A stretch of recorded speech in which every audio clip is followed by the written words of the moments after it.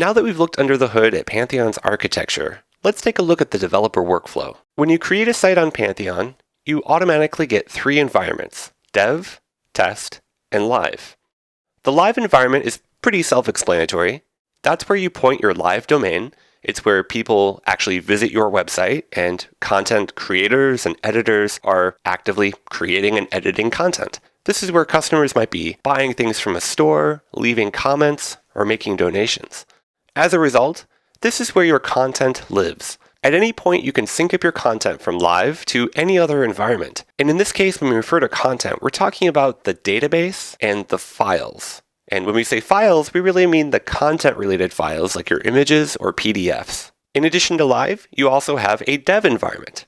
The dev environment is where your code lives. You're able to make commits to do things like adding modules or plugins, to make configuration changes that get exported into code, or to even make changes to your theme. Once your code changes are complete, you can deploy those changes to the test environment, at which point you're also cloning the content from live down to test so that you can accurately test the code that you're about to deploy.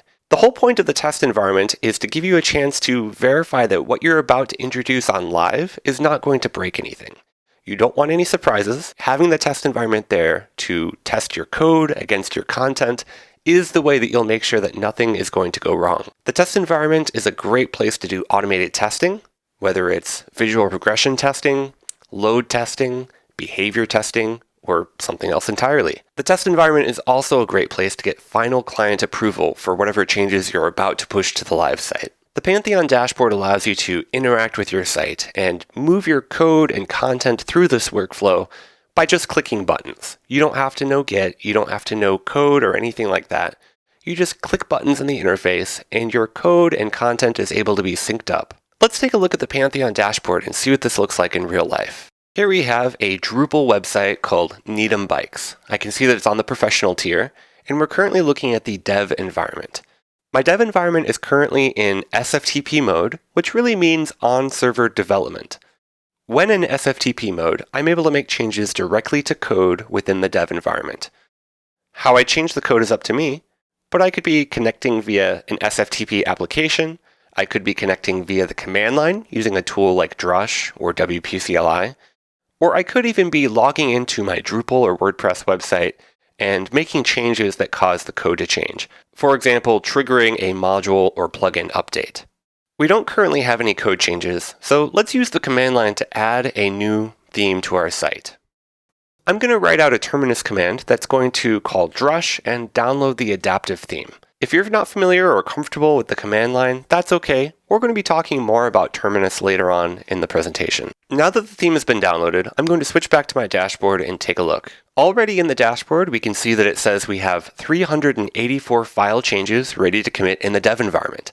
This is the theme that I just added, and we can confirm that by clicking on it and seeing that everything that's been changed is the adaptive theme. Now this is a full Git diff, so we can actually click on each of these to see what is changed in this particular file.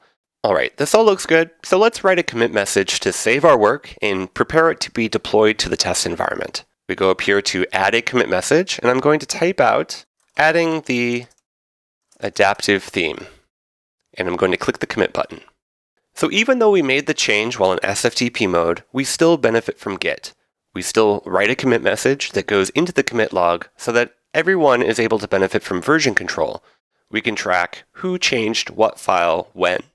And if we need to, we can actually undo those changes. Now that this commit has been completed, let's go into the test environment and take a look. On test, we can see that there is one commit ready to deploy from the development environment. We have checkboxes that run operations as this code is being deployed into test.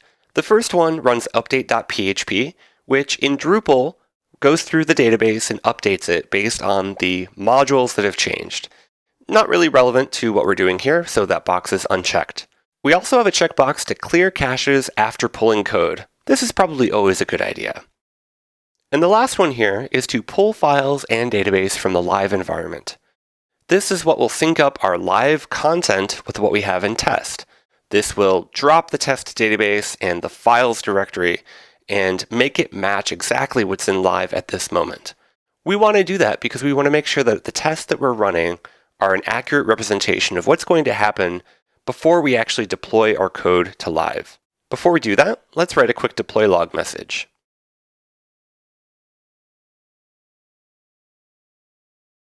So in this case, our deploy log message is a little bit redundant. We only have one commit, so our deploy log is pretty much the same as that commit.